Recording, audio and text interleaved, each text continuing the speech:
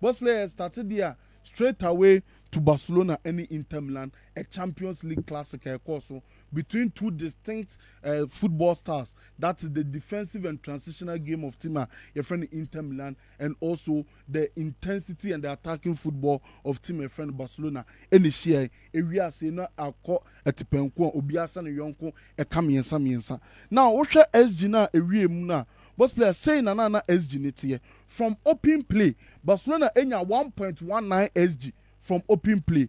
Inter Milan for 0.39 from open play. Meaning so now time abo ne da park na so aye bono. Barcelona for etumi control. Inter Milan for ye pa. From set pieces, Barcelona for 0.18 from set pieces. Inter Milan 0.88 from set pieces. It means say na kwana bi beda ho free kick bi da ebeda ho na Inter for create chance at the chance de na Barcelona for on that day team my friend Inter Milan create two goals from set pieces ebuamu emomu tuminya that fantastic draw na omunya no ye red game no man straight away ye share the first goal na Inter Milan for SN but player Inter for no clearly you could see say they had an idea of how come break it down Barcelona pressing no matter key advantage of Barcelona high line it right from the start omne really toss no omne nya ball no omo pass ball na no mboko achiri with the aim said they are baiting Barcelona to press. Now makan sembe brafa Barcelona pressing no and obi otiem Wednesday na no pa bia ebe hu say because Barcelona press here most of the times ubo se pivot no and a first striker instead of the center back because of Sanya Barcelona is pressing no et de bia ebe hu se Pedri na ogina striker ho me ma example Abrana Frankie de Jong ejina Seuru Gurasi ho against Borussia Dortmund. Me ma another example in the Clasico na also between Barcelona and Real Madrid Supercopa de no. Me ma another example na Casado any Pedri mom and na ejina Mbappe mo. Eti echira wo say Barcelona press bia wo tan ho pivot no with the striker rather than the center back with the striker. Eti now Inter Milan for na bobo no kwa achire. Barcelona for ko press with their usual man to man. Why na air first striker no Frankie de Jong and the general Lautaro Martinez on boss player Frankie de Jong and Lautaro Martinez gina why never pick area duo Lautaro Martinez will pick the area duo over Abrante friend Frankie de Jong.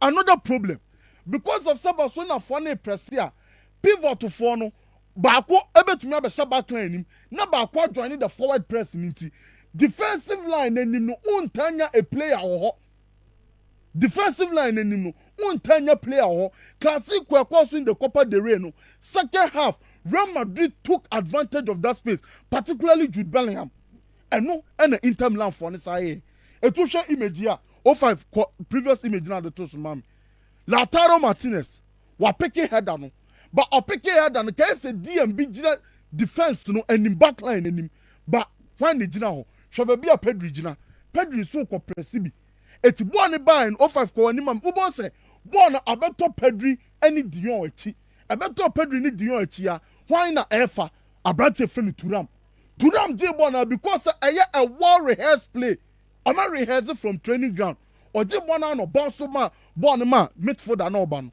and o mu bottle Gerard Martin echi na boss player Gerard Martin ni recovery run e wo form enya de obekwa to Dumfries and a boss player sad sequence no and e do go ni buy omu beti Barcelona pressing no Frankie de Jong Lautaro Martinez take advantage of the area superiority because of some pivot ni nya kwa anymore omukwa pressing no there wasn't any Barcelona player screening in front of the back line etila Turam apeke second ball no obanso pass no demand the free player and on bottle Gerard Martin the same sequence and one will be the breaking high line no it's way idea na Inter Milan for no throughout the game but boss player because omunya that early goal nti amom your madwen say on best settle now Inter for no ebe ball 5-3-2 pampe na sanka Inter Milan enye Inter Milan a different team maybe they wouldn't have survived the first half because of how resolute they are in defending omunim defended too much but still now Barcelona try share 3 goals through individual brilliance and also some team play. Now, Osha Barcelona ball ni biabo sa ball ni nyina akwala mi yama ho. Barcelona born not attack ni lopsided. Ni nyina na nam the right hand side rather than the left hand side. Etuche image here, the most progressive passes of Barcelona ni nyina ekwa the right hand side. Na ball ni nyina ekwa Lamine Yamal ho. Di entia. Boss player left was Gerard Martin now. Gerard Martin, he is not known for the progressive carries. Onim twen. And the Nippon was standing in Bonnie Denzel Dumfries, another physical player. It won't mean Bulino. On that day, Denzel Dumfries, we need 80% of the duels against Gerard Martin. It's a Gerard Martin. Ebe to maybe be against Denzel Dumfries. It's not the only solution. It's a Omede Bono, Ebe Brella Miyama.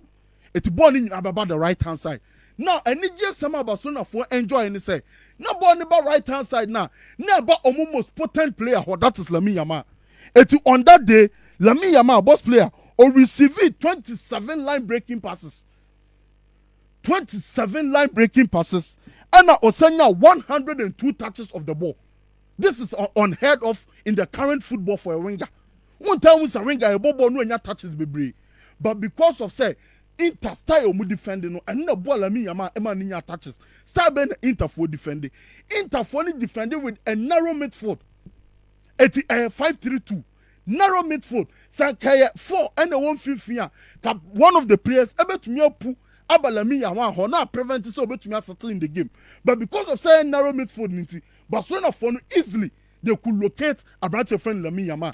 Etuche image here. Kubasi Jibona narrow midfield of Inter Milan. Omunyina gunfifi no pass the Abraham Lamine Yamal. Pedri Jibona narrow midfield of Inter Milan no or pass at the Abraham friend Lamine Yamal. That was how Lamine Yamal enya most touches of the ball and receiving most line breaking passes. Osha image line na dahono 5-3-2 narrow midfield of Inter Milan. Omoje bona nom the Abraham friend Lamine Yamal. And Lamine Yamal individual quality no boss player a chance say e coming to play. Oje na ujan 1v1 obetwon. So ujan Lamine Yamal 1v1 obetwon. Eti adia na Simeone Inzaghi ye ne say Mkhitaryan now or midfield ni omra no me board mako no mo force 2v1 against Lamine Yamal, but the qualitative superiority and the be can wasem player bi wo ho an quality no so eti ema ni team ni advantage and na Lamine Yamal de ma Barcelona no at 2-0 down ojibo ni bia what the nipa 2 what the nipa 3 egu no so na or try na or force na or dribble no create chances at the team friend Barcelona. So the quality of Lamine Yamal came into play at 2-0 down, but because of the narrow block now Interphone used particularly across the midfield inti, and Maninya most touches, and Mani receiving most of the passes at the board team and friend Barcelona. But what was the problem? Both players Lamine Yamal near your banusu 2v1 now. Omo and to me make it run no and furniture. Because Bastoni, particularly Bastoni, ne de bia ya instructing say on man marki omo etushe image here you could see Bastonia all stepping up Adiababe marki omo. Inter for center backs they are aggressive, but Barcelona did not take advantage of the aggressive positioning. They be almost stepping through a back line. Eti Bastoni de biano obehe omo e creating one chance but Ferran Torres and to me on control boni. Eti there was a sequencer Lamine Yamal J-Bon 05 ko ni mam so to me one. Lamine Yamal J-Bon eti boss player sequence ni bini. Dan Omo or pulling Bastoni out of the back line. A creating space where case ko bi dia mirika ko fa ho. Na ka quick pass o ma locate sa player. Eti Bastoni de bia another example. No follow Lamine or follow Omo. De bia no follow Omo. Creating a space in the back line, but Barcelona taking advantage of that space. But baby Barcelona taking advantage of that space, no. Ferran Torres on control boni. This is the example. Lamine Yamal J-Bona and Omo making run or pulling center back now and a creating space man Ferran. Ferran first touch no a betray no and to want to me and get off the shot early. That was the sequence and Barcelona started the ball game. Lamine Yamal individual brilliance. Omo Ashasi making runs no off the ball, send a baby police center backs and the 2v1s no and on the Facebook no. O double up on our Kalane said day. The quality ne kura no. And now oya wingers na omunya one way. They be ameka say left-footed wingers na don't go tournament no. Utie tie so they be a person who cut in. Now babo shorter scout to be a founder. Because we are predictable. I yes we are two-footed. Oko inside, no ako outside. Oko inside, no ako outside. And no na Lamine Yamal de yomo. Eki Mkhitaryan eba di Marco ba 2v1 obetumi de akọ for di Marco. And no ye ya oboy ya ekwohwe ba no. That was the sequence and Lamine Yamal for ewo game. The guy aklani good and opusi Barcelona ema 2-1 by. But boss player enhwe Barcelona for second goal. Rafinha inverted left wing and Wajumane saying Bako Obabua overload midfield. No. It is so inverted midfielder. A Buama Barcelona for any more numbers. That is one reason. Another reason is saying so inverted Fifi, you drag the fullback along, you create space. I'm a Barcelona fullback to arrive. It is a Rafinha over insider, or the fullback in the neighbor. Or the fullback in the neighbor, Gerard Martin or that one. Ebenya space, not Wababe toss. Space nim born about two no while obetumi abo and obetumi carry the abanim. That is the second option. The third option, I know na Rafinha 8 goals bebrebe no. I say you have a chance to run in between the fullback and also the center back.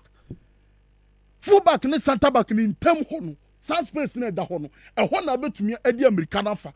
And it is what study Rafinha. This is also goes pa because of how or running in behind. But for the past 4-5 games, Rafinha nyebi. One won 51. Now Rafinha dropping up a pebble ni biabo. Instead of constantly running in behind. But Barcelona, a second goal, it came from a sequence of Rafinha running in between the wing back and the center back. It offer for any man so who say image now. Makacho say Barcelona team no. Obo low blocks are saying they have a way of penetrating the block. Either through individual brilliance, either through team play. And they can go around you, over you, or through you. Barcelona team no has a flick and so to me a block no. Or to me a block him through the center or around you and over you. So to me a so. And they have the midfielders on the pick passes no. And to me analysis me bo Pedri D so about 101 line breaking passes. The fourth most in the Champions League this season. It's the image, and he found a Rafinha in between Besak and Dumfries. Left wing, no, where Jumano no. Ya baba no 50 and 50, 150 away day. 150 away day. Constantly Masara no, Pedri who saw running and no flow to one man over the block. One quart around you, one quart through you, or over the block. Pedri who run and no bomano. Hwɛ ɛyin fa na Bastoni hwɛ Omo etu Omo hu sɛ ɛsɔ dragging no o dragging na Ferran Torres fa Achebi wanyini 36 years ne turning no ɛdi ma no ɛna Ferran Torres taking advantage 2-2 sɛ ayɛ manual nyini sɛ ne no ma ayɛ manual etu wanyini ne pace na afrim ɛna wan scan wan hwɛ baby na Ferran Torres wɔ ɛna Ferran wo pace chain eti Omo dragging Bastoni sɛ Bastoni abɛkam wa drag Bastonia became Rafinha left winger, inverted left winger. The space now here between the wing back and the center back and one else offer on Pedro quality or bet me locate pass na man and or Pimsi or Ferran Torres ashe Barcelona 2-2. Now Barcelona back game they were trying say ombe to me go boss player. Interphone defended too much. The way Interphone defended the central area no. Efekwa Interphone, the woman is defending central area. Boss player may say any other team. And then Barcelona and the boss have won the first half. Ka game no more game no. Because almost silly to Krobia. At some point there 73-27 possession. Possession and fun. But omu jibon nso ana ehu. Omu jibon ana ehu because of the transitions. Transitions no me very good at transitions. And to she kunde positioning na kunde or brepa. But now as flicking person be risking na man akon because of the rest defense. Yeah. In the first half Barcelona pressing was effective. Counter pressing. Na Interphone so say ombe rotate. Omo build up na to say dey be omo ya no. Because oko rotate na oko kamu that fluid at the no musuo so because of the Barcelona pressing. Barcelona pressing omo at the first half no mo ho kire omo. Ba omo je ball no pe no mo ko break pe na asamaba. Now Lamine Yamal individual brilliance adwuma, Pedri individual brilliance adwuma. But boss player Born in Yaba right hand side, I mean, it's a Barcelona very predictable. It's a Diana Barcelona fun person and say on the left hand side, a hole and on build up. Until they started to use overload to isolate. It will more overload the left side now. Nanka Pedro ni Frankie do you switch it at the about the right hand side. No matter say, Ombe to me free Nipana and what Lami Yama Hono. First, no, also 2v1, 3v1. It will more person build on the left side. No more pulling Inter Milan block on the left side. Almost switching the bread Lami Yama at least a 1v1 or Bekini Pakron. That was what they were doing. But Inter is so resolute. Inter is intelligent in defending. A future image here. Omo puli omunina akadimako any a branch friend Lami Yama. It can switch in the buyer Lami Yama Babeji. One on one on Dimako. That was what Barcelona were doing. One man in Saswas, you know, Kundana. Eric Garcia time Obama. But boss player, in the first half of the day, Inter for no quote 2 near Apple. Barcelona tried Bibia Sombe and they were sparked by a branch friend Lami Yama. But second half, no. A Hanam ni Hansi Flick Yadrin say, and then and I am watching a match no rotate. Boss player, after 70th minute, number Barcelona players na brace tam. After 70th minute, a home in the Inter started say, or more build up no, a year juma more. A one a Bastoni on your time and space on the ball. Now or born long diagonal now. What TV na any man you must show. So na demon of Piacenza here Juma. Juma no. Simeone started. As I said, boss player they had a template on how Kombe Bubu Barcelona. But omo no munya early goal into omo your man so a little bit conservative. Yeah. And the Barcelona pressing was intense. And the amount time amo man yet the omo ye no. But time Barcelona pressing it back from because of fatigue you know. They started doing what they do best. The norm, fluid build up, passing and runs. No move ball. After the ball, now he be who the Barcelona. It's after the starting with Barcelona high line, Inter for starting breaking. It's the whole of the match. No, Inter for create 66.7% of their chances through Dumfries. Dumfries won a whole create chances. Didn't ya? Omo say Omo pull Barcelona at the back the Marco side wall. No more stretch ball in their brain Dumfries. Now Obiama run in behind. Yeah. That was the normal Muyusu. It was 5 image in and in the second half, in the very prominent. Omobo na, no their bread Denzel Dumfries Jibona. Sometimes you could be who basic. It's the be a make Inter Milan for now make overlapping center backs. Center backs in your stationary. Now be who basic are all running through the half space. It was I think say match no. Barcelona need be so no the open say chance Kabasa be winning. Because Kabasa winning the pressure by 2 boys no so was on 0. I'm all reference ye ne Dortmund. Ye ne Dortmund the DC and a Liverpool in a Roma the no so at this time the boss players still open. Inter Milan furniture say particularly in the second half how dangerous they are with the ball and how one to me break Barcelona block no. And Barcelona so say on one attack no matter how our they can still score a goal. But Hansi Flick yes the game management or improving no. So boys not breast 70th minute. There's no need of going into a high press. Brebe tria will talk a crack. Betria will talk because we are just high press now. Obi be late in the pressing action because it will leave gaps in the system. And no na Hansi Flick enya de be can want some. Ni game management no. Ni game management no amwa. And no yeah classical Real Madrid for sure magic Copa del Rey. The players are tired. They cannot press effectively. And that time, no, NS will reduce line in a mid-low block, but compact space, no, not try to overboard counter attack. And no, Barcelona for no. But I think say you better a good match in the second leg. Send your boss player ABCBA